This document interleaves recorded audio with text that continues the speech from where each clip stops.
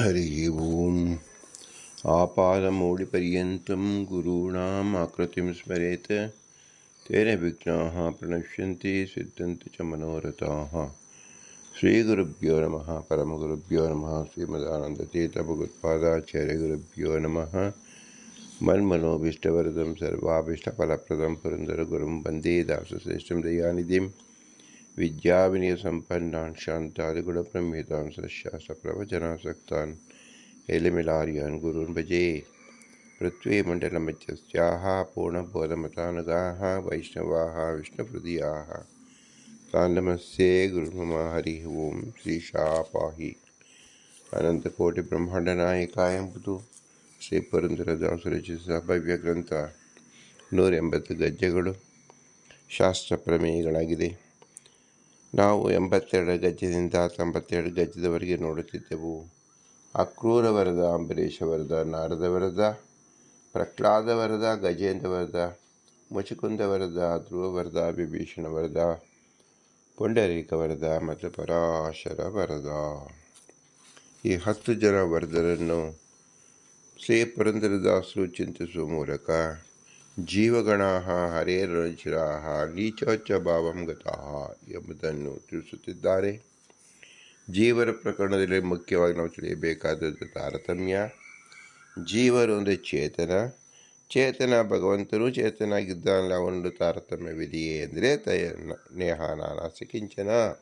ಭಗವಂತ ಒಬ್ಬನೇ ಇರೋದ್ರಿಂದ ಅವನಲ್ಲಿ ಯಾರೂ ಅವನಿಗೆ ಸಮರಾಗಲಿ ಅಧಿಕರಾಗಲಿ ಇಲ್ಲ. ಎಲ್ಲರೂ ಅವರ ನೀಚರೇ ಅಧಮರೇ ಎಂದು ತಿಳಿಯಬೇಕು. ಹಾಗಾದರೆ ಭಗವಂತನ ತಾರತಮ್ಯ ಅಂದರೆ ಏನರ್ಥ ಅಂದರೆ ಭಗವಂತನ ವಿಶಿಷ್ಟ ಗುಣಗಳನ್ನು ತಿಳಿದುಕೊಳ್ಳುವುದೇ ಆಗಿದೆ. ಶ್ರೀಮದ್ ಆನಂದ ತೀರ್ಥರು ತಮ್ಮ ಸರ್ವಮೂಲ ಗ್ರಂಥದಲ್ಲಿ ಶ್ರೀಮದ್ ಆನಂದ ತೀರ್ಥರು ಅವರ ಪ್ರತಿಯೊಂದು ನುಡಿಯೂ ವಿಷ್ಣುವಿನ ಗುಣೋತ್ಕರ್ಷೆಯಾಗಿದೆ. ಅದು ಸರ್ವ ಮೂಲ ಎಂಬುದಕ್ಕೆ ಗ್ರಂಥದಲ್ಲಿ ಪ್ರತಿ ಶಬ್ದದಲ್ಲೂ ಭಗವಂತನ ಗುಣೋತ್ಕರ್ಷತೆಯನ್ನು ಮಾಡಿದ್ದಾರೆ. ಪ್ರಸ್ತುತ ನಾವು ಗೀತಾ ತಾತ್ಪರ್ಯ ನಿರ್ಣಯವನ್ನು ನೋಡುತ್ತಿದ್ದೆವು. ಗೀತಾ 2ನೇ ಅಧ್ಯಾಯದ 29ನೇ ಶ್ಲೋಕಕ್ಕೆ ಭಗವಂತನ ಗುಣ ಯಾವುದು? ಆಶ್ಚರ್ಯ ಭಗವಾನ್ ವಿಷ್ಣು. ಆಶ್ಚರ್ಯ ಭಗವಾನ್ ವಿಷ್ಣು ಯಸ್ಮಾನ್ನೈತಾದೃಶ ಕ್ವಚಿತ್ ತಸ್ಮಾತ್ ಗೋಚರಂ ಜ್ಞಾನಂ ತದ್ಗೋಚರ ವದೇವಥು ಇದು ಬ್ರಹ್ಮತರ್ಕೆ.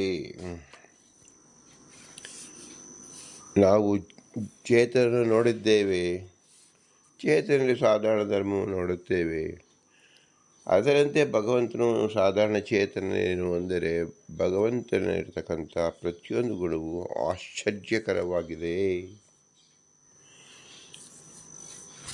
ಆಶ್ಚರ್ಯ ಅಂದ ಶಬ್ದವೇ ಭಗವಂತನ ಗುಣೋತ್ಕರ್ಷತೆಗೋಸ್ಕರವಾಗಿ ಪ್ರಾರಂಭವಾಗಿದೆ ಎಂದು ಹೇಳಬಹುದು. ಆದ್ದರಿಂದ ಭಗವಂತನ ಪ್ರತಿಯೊಂದು ಗುಣವೂ ಸಹ ಅತ್ಯಾಶ್ಚರ್ಯದಿಂದ ಕೂಡಿದೆ ಎಂಬುದನ್ನು ಶ್ರೀ ವೇದವ್ಯಾಸದೇವರೇ ಭಗವದ್ಗೀತೆಯಲ್ಲಿ ಕೃಷ್ಣನ ಮೂಲಕ ತಿಳಿಸಿಕೊಟ್ಟಿದ್ದಾರೆ. ಆಶ್ಚರ್ಯವತ್ ಪಶ್ಯತಿ ಕಶ್ಚಿದೇನಂ ಆಶ್ಚರ್ಯವದವತ್ ತಥೈವ ಚಾನ್ಯಃ ಆಶ್ಚರ್ಯವಶ್ಚ ನಮನ್ಯಃ ಶೃಣೋತಿ ಶ್ರುತ್ವಾಪಿ ಏನಂ ವೇದ ನ ಚೈವ ಕಶ್ಚಿತ್.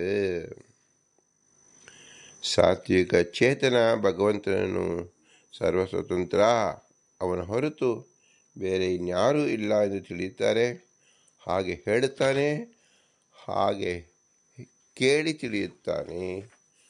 ಆದರೆ ಯಾರೂ ಪೂರ್ತಿಯಾಗಿ ತಿಳಿಯಲಾರರು.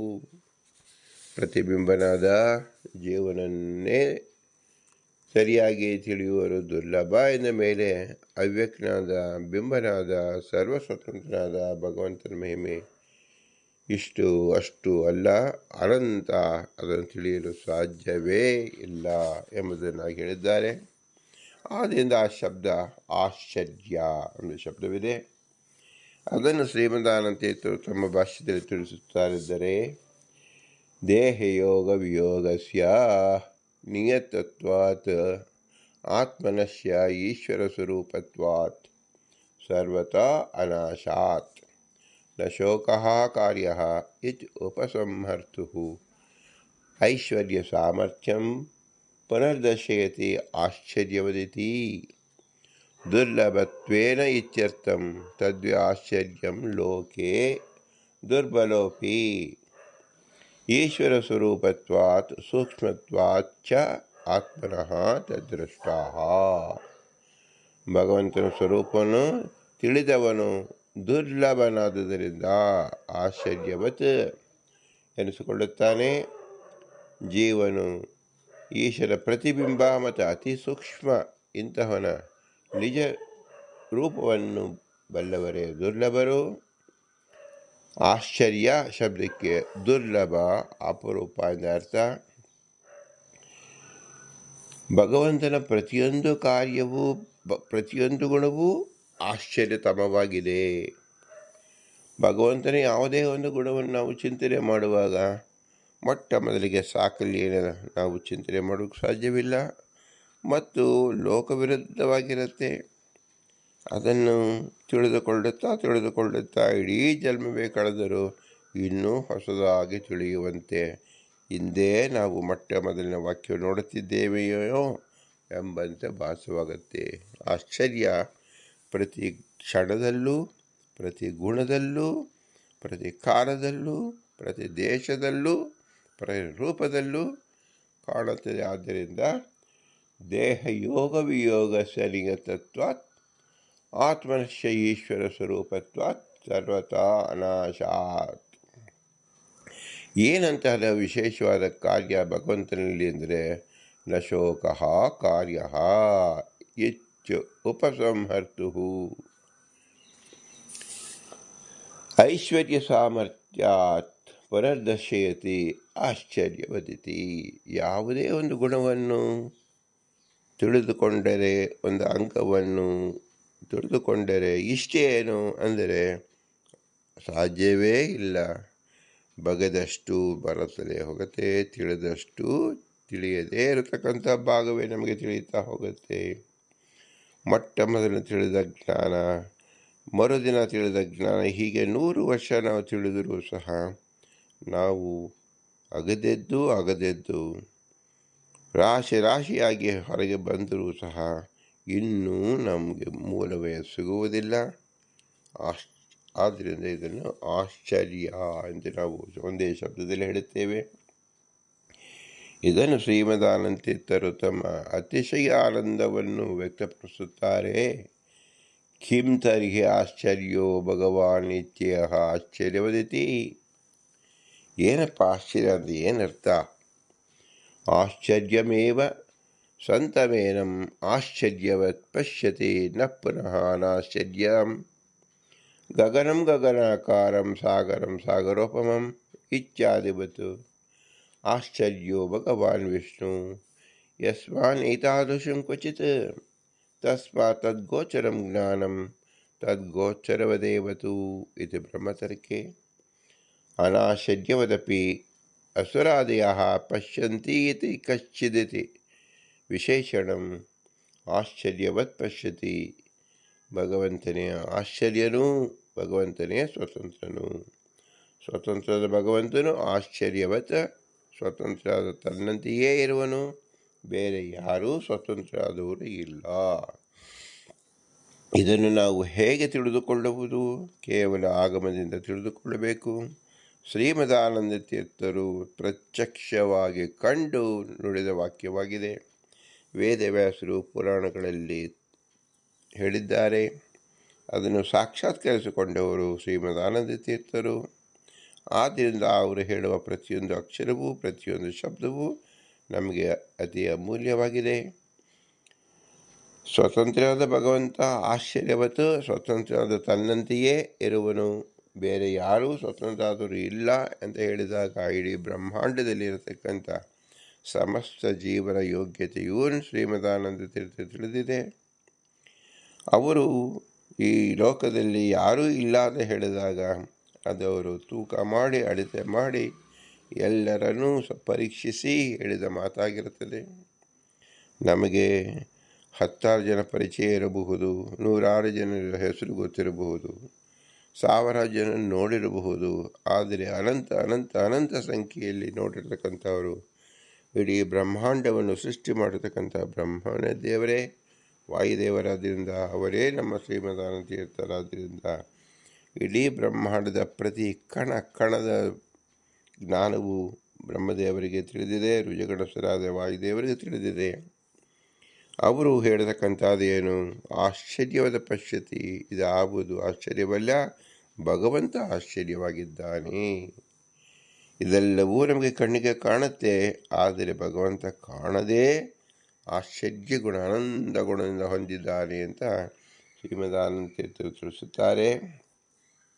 ಆದ್ದರಿಂದ ಭಗವಂತನ ವಿಷಯವಾದ ಜ್ಞಾನ ಜ್ಞಾನದಂತೆಯೇ ಇದೆ ಎಂದು ಬ್ರಹ್ಮಚರಿಕೆಯಲ್ಲಿ ಹೇಳಿದೆ.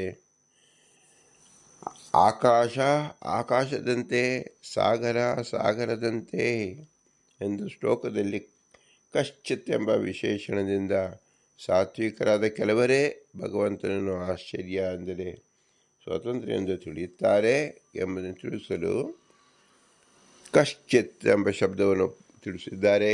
ಏಕೆಂದರೆ ಭಗವಂತನ ಆಶ್ಚರ್ಯತಮವನ್ನು ಪರೀಕ್ಷೆ ಮಾಡಿ ತಿಳಿಯತಕ್ಕಂಥ ಯೋಗ್ಯತೆಯೇ ಯಾವ ಜೀವರಿಗೂ ಸಾಕಲ್ಯನೇ ಇಲ್ಲ. ಅತ್ಯಂತ ಉತ್ತಮ ಜ್ಞಾನಿಗಳಾದ ರುಜುಗಣಸ್ಥರು ವಾಯುದೇವರು ಪ್ರತಿ ಜೀವರಲ್ಲೂ ನಿಂತು ಉಸಿರಾಟವನ್ನು ಮಾಡತಕ್ಕಂಥವರು.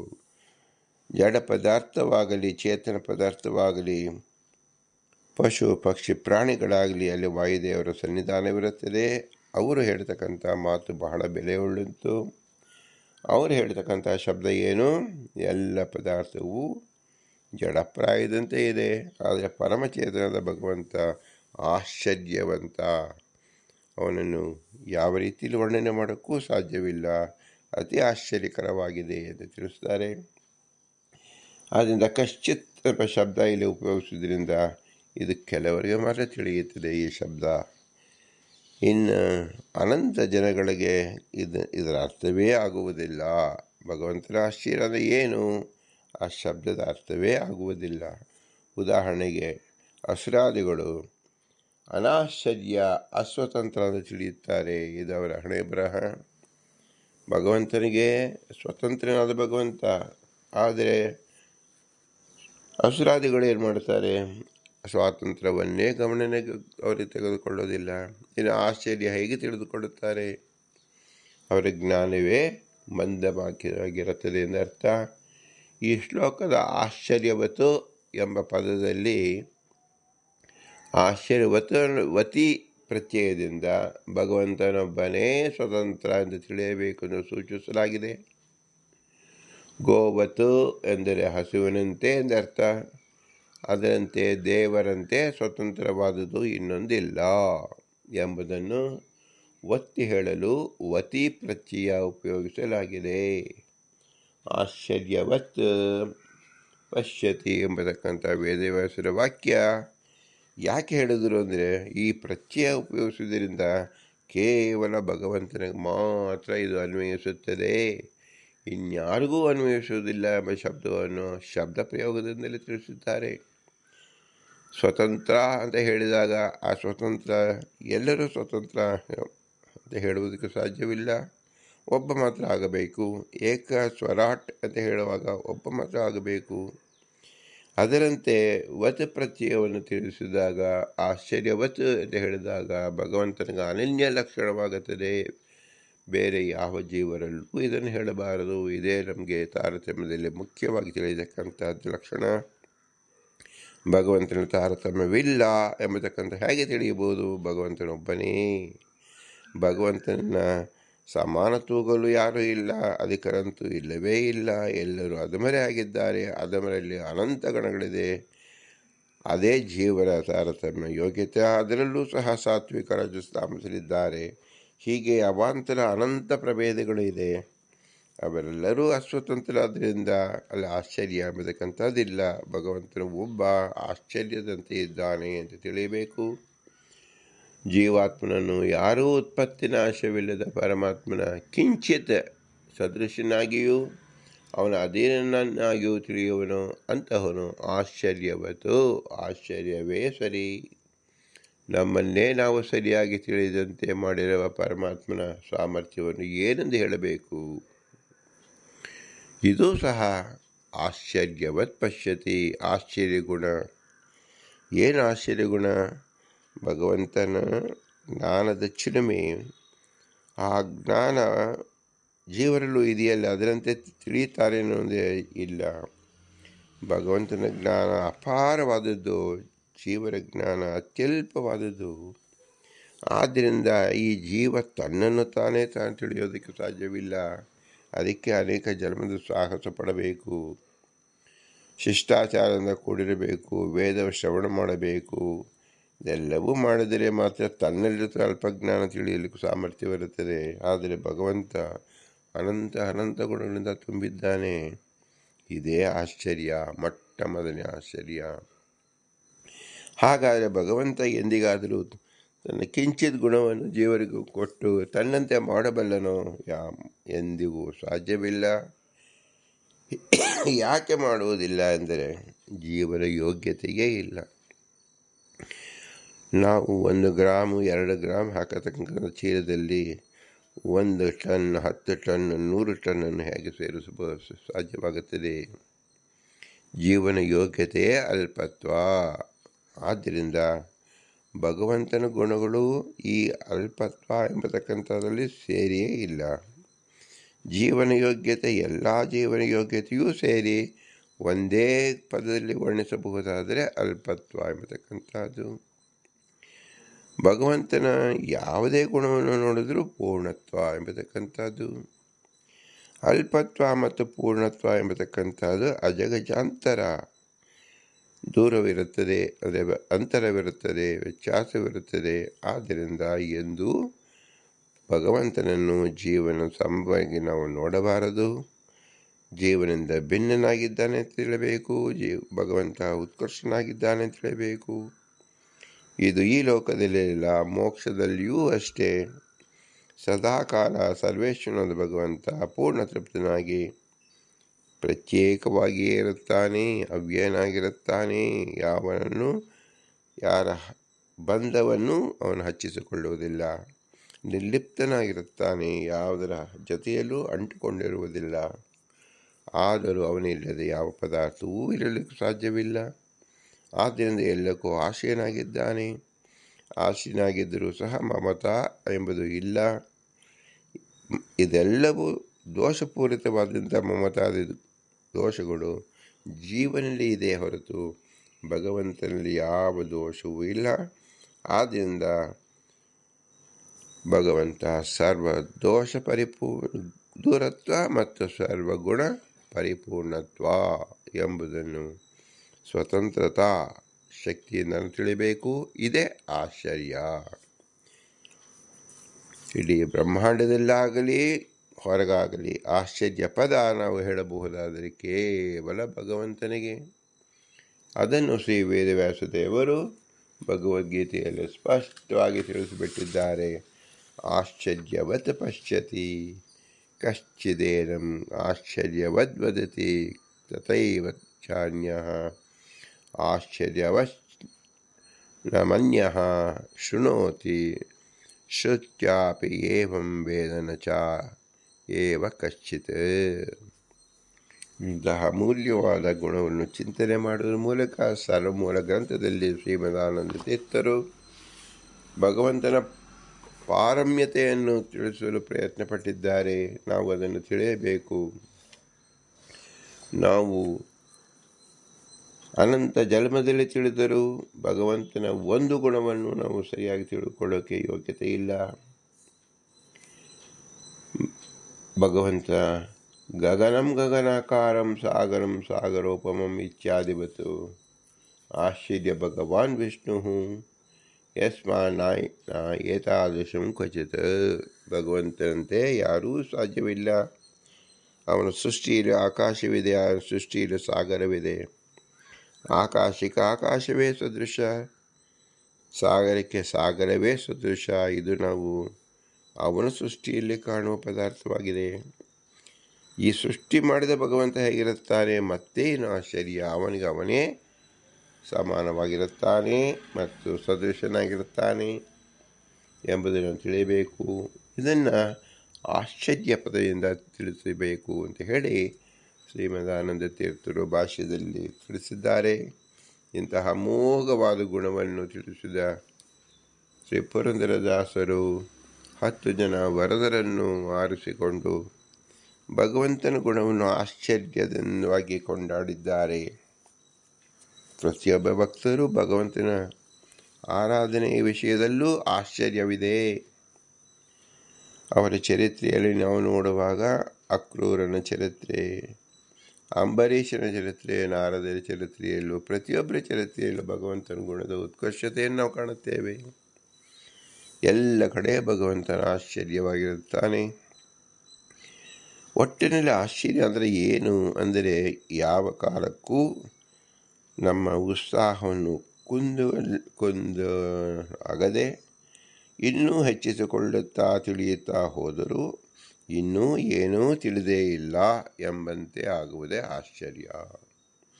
ನಾವು ಏನೂ ತಿಳಿದೇ ಇಲ್ಲ ಅಂತಲ್ಲ, ತಿಳಿತಾ ಹೋಗುತ್ತೇವೆ. ತಿಳಿದಿದ್ದು ಸಾಕೆನಿಸುವುದಿಲ್ಲ. ಯಾಕೆ? ಉಳಿದಿದ್ದೇ ಅಪಾರವಾಗಿರುತ್ತದೆ ಎಂದರ್ಥ. ಇದನ್ನು ಶಬ್ದ ಆಶ್ಚರ್ಯ ಎಂಬ ಶಬ್ದದಿಂದ ಭಗವಂತನೇ ನಾಮಧೇಯವನ್ನೇ ಆಶ್ಚರ್ಯ ಎಂದು ಶ್ರೀ ಪುರಂದರದಾಸರು ಶ್ರೀಮದಾನಂದ ತೀರ್ಥರ ದಾರಿಯಲ್ಲಿ ನಮಗೆ ತಿಳಿಸಿಕೊಟ್ಟಿದ್ದಾರೆ. ಪುರಂದರದಾಸರು ಆಶ್ಚರ್ಯ ಅಂತ ಶಬ್ದದಿಂದಲೇ ಅನೇಕ ಪದಗಳನ್ನು ರಚಿಸಿದ್ದಾರೆ. ಭಗವಂತನ ನಾಮಧೇಯವೇ ಆಶ್ಚರ್ಯವಾಗಿದೆ. ಏಕೆಂದರೆ ಅದು ಗುಣರೂಪವಾಗಿದೆ, ವ್ಯಕ್ತಿರೂಪವಾಗಿದೆ, ನಾಮರೂಪವಾಗಿದೆ. ಅದನ್ನು ಇಲ್ಲಿ ಗುಣಕ್ರಿಯಾ ರೂಪದಲ್ಲಿ ತಿಳಿಸಿದ್ದಾರೆ. ನಾವು ಭಗವಂತನನ್ನು ಆಶ್ಚರ್ಯವದಿತ್ ಅಂಥೇಳಿ ಆಶ್ಚರ್ಯವತಿ ಎಂಬ ಪ್ರತ್ಯಯದಿಂದ ತಿಳಿದುಕೊಳ್ಳಬೇಕು. ಈ ಆಶ್ಚರ್ಯವಾದವನು ಯಾರಪ್ಪ ಅಂದರೆ ಇವನೇ ನಮ್ಮ ಬಿಂಬರೂಪನಾಗಿದ್ದಾನೆ. ಯಾರೋ ನಾವು ಗಗನದ ಮತ್ತು ಆ ಸಾಗರದಲ್ಲಿರ್ತಕ್ಕಂಥದ್ದು ನಾವು ಚಿಂತನೆ ಮಾಡುತ್ತಿಲ್ಲ. ಇವರೇ ನಮ್ಮ ಬಿಂಬರೂಪ. ನಮ್ಮ ಒಳಗಡೆ ಇದ್ದು ಸಹ ನಮಗೆ ಯಾಕೆ ಕಾಣಿಸಿಕೊಳ್ಳುವುದಿಲ್ಲ? ಆಶ್ಚರ್ಯವದ ಪಶ್ಯತಿ. ಬಿಂಬನನ್ನು ಕಾಣಲು ಸಾಧಾರಣವಾಗಿ ನಮಗೆ ಸಾಧ್ಯವಾಗುವುದಿಲ್ಲ. ಏಕೆಂದರೆ ಅವನು ಅಣುರೂಪದಲ್ಲಿದ್ದಾನೆ, ಅವ್ಯಯನಾಗಿದ್ದಾನೆ, ನಿರ್ಲಿಪ್ತನಾಗಿದ್ದಾನೆ, ಆಶ್ಚರ್ಯ ರೂಪನಾಗಿದ್ದಾನೆ. ಆದ್ದರಿಂದ ಪುರಂದರದಾಸರ ಮುಖ್ಯ ತಾತ್ಪರ್ಯವೇನು? ಇದು ಜೀವ ಪ್ರಕರಣದಲ್ಲಿ ನಿಜವಾದ ಆಶ್ಚರ್ಯ ಅಂದರೆ ನಿಮ್ಮ ಬಿಂಬ ನಿಮ್ಮಲ್ಲೇ ಇದ್ದಾನೆ, ಅದನ್ನು ಪರಿಚಯ ಮಾಡಿಕೊಳ್ಳಿ, ಎಲ್ಲವನ್ನೂ ಅವನಿಗೆ ನಿವೇದನೆ ಮಾಡಿ, ಅದೇ ಬಿಂಬೋಪಾಸನೆ ಆಗುತ್ತೆ. ಆದ್ದರಿಂದ ಭಗವಂತ ನಮಗೆ ಕಾಣಿಸಿಕೊಂಡಂತೆ ಅವನು ತನ್ನ ಇಚ್ಛೆಯನ್ನು ವ್ಯಕ್ತಪಡಿಸಿದಾಗ ನಾವು ಕಾಣಲು ಸಾಧ್ಯ ಎಂಬ ಶ್ರೇಷ್ಠವಾದ ಗುಣವನ್ನು ವಿವರಿಸಿದ ಪುರಂದರದಾಸರಿಗೆ ಅತ್ಯಂತ ಅನಂತ ನಮಸ್ಕಾರಗಳನ್ನು ಸಲ್ಲಿಸಿ ಅವರ ಅಂತರ್ಯಾಮ ಪುರಂದರ ವಿಠಲಿಗೆ ಭೂಯಿಷ್ಟಾಂತೆ ನಮ್ಮ ಉಕ್ತಿವಿದೆ ಅಂತ ಹೇಳಿ, ಇಂತಹ ವಿಶೇಷವಾದ ಗುಣ ಕೇವಲ ಮನುಷ್ಯ ಜನ್ಮದಲ್ಲಿದ್ದಾಗ ಮಾತ್ರ ನಾವು ತಿಳಿದುಕೊಳ್ಳಲು ಸಾಧ್ಯ. ಇಂತಹ ಮನುಷ್ಯ ಜನ್ಮಕ್ಕೆ ಕಾರಣಕರ್ತರಾದ ತಂದೆ ತಾಳು ಉಪಕಾರ ಸ್ಮರಣೆಯನ್ನು ಮಾಡಬೇಕು. ಗುರು ಹಿರಿಯರು ತಂದೆ ತಾಳಿ ಇರುವಿಕೆ ನೆರವಾದ್ದರಿಂದ ಅವರ ಸ್ಮರಣೆ ಮಾಡಬೇಕು. ಆದರೆ ತತ್ವಾಭಿಮಾನಿ ದೇವತೆಗಳು ಅಂದು ಇಂದು ಎಂದೆಂದು ನಮ್ಮಲ್ಲಿ ನಿಂತು ಈ ಸದ್ಗುಣವನ್ನು ಪ್ರಚಾರ ಮಾಡಿ ನಮಗೆ ಜ್ಞಾನೋದಯ ಮಾಡಿಸಿದ್ದಾರೆ. ಆದ್ದರಿಂದ ಅವರ ವಿಶಿಷ್ಟಾಕಾರವಾಗಿ ಭಗವಂತನ ಆಜ್ಞೆಯಂತೆ ದೇವತೆಗಳು ಮತ್ತು ವಾಯುದೇವರು ಭಗವಂತನ ಆಶ್ಚರ್ಯಕರವಾದ ಗುಣವನ್ನು ನಮಗೆ ತಿಳಿಸಿದ್ದರಿಂದ ನಾವು ತತ್ವಾಭಿಮಾನಿ ದೇವರಿಗೆ ಚಿರಋಣಿಯಾಗಿರಬೇಕು. ಶ್ರೀಮದಾನಂದ ತೀರ್ಥರು ವಿಶೇಷ ಆಕಾರವಾಗಿ ಸರ್ವಮೂಲ ಗ್ರಂಥವನ್ನೇ ರಚಿಸಿ ಗ್ರಂಥ ರೂಪದಲ್ಲಿ ನಮ್ಮ ಎದುರಿಗೆ ಪ್ರತ್ಯಕ್ಷವಾಗಿ ನಮಗೆ ಅನುಗ್ರಹ ಮಾಡುತ್ತಿದ್ದಾರೆ. ಆದ್ದರಿಂದ ಅವರ ವಿಶೇಷವಾದ ಅನುಗ್ರಹವನ್ನು ಆಚಾರ್ಯ ಶ್ರೀಮದಾಚಾರ್ಯ ಸ್ವಂತಮೇ ಜನ್ಮ ಜನ್ಮನಿ ಎಂದು ಕೊಂಡಾಡಬೇಕು. ಆದರೂ ಇವರೆಲ್ಲರೂ ಅಸ್ವತಂತ್ರರು. ಸ್ವತಂತ್ರ ಭಗವಂತ ಲಕ್ಷ್ಮೀನಾರಾಯಣ ಮಾತ್ರ, ಅವನೇ ನಮ್ಮ ಬಿಂಬರೂಪ. ಆದ್ದರಿಂದ ನಾವು ಯಾವುದನ್ನೇ ನಾವು ಇಲ್ಲಿ ಹೊರಗಡೆ ಗುಣವನ್ನು ನೋಡುತ್ತೇವೆ ಅದೆಲ್ಲವೂ ಬಿಂಬೋಪಾಸನೆ ಆಗುತ್ತದೆ, ಬಿಂಬನ ಪರಿಚಯವೇ ಆಗುತ್ತದೆ. ಇದನ್ನು ನಾವು ಮುಖ್ಯವಾಗಿ ತಿಳಿದಾಗ ನಮ್ಮ ಬಿಂಬನಿಗೆ ಹೇಗೆ ನಾವು ಪ್ರತಿ ಉಪಕಾರ ಸಲ್ಲಿಸುವುದು? ಭೂಯಿಷ್ಟಾಂತರಮ ಮುಕ್ತಿಂ ವಿಧೇಮ, ಭೂಯಿಷ್ಟಾಂತರಮ ಮುಕ್ತಿಂ ವಿಧೇಮ, ಭೂಯಿಷ್ಟಾಂತರಮ ಮುಕ್ತಿಂ ವಿಧೇಮ ಅಂತ ಹೇಳಿ ವಿನಮ್ರವಾಗಿ ನಮಿಸೋಣ. ಭಾರತೀಯರ ಮುಖ್ಯ ಪ್ರಾಣ ಅಂತ ಹೇಳ್ತಾರೆ. ಶ್ರೀಕೃಷ್ಣಾರ್ಪಣ. ಹರಿ ಓಂ, ಹರಿ ಓಂ, ಹರಿ ಓಂ.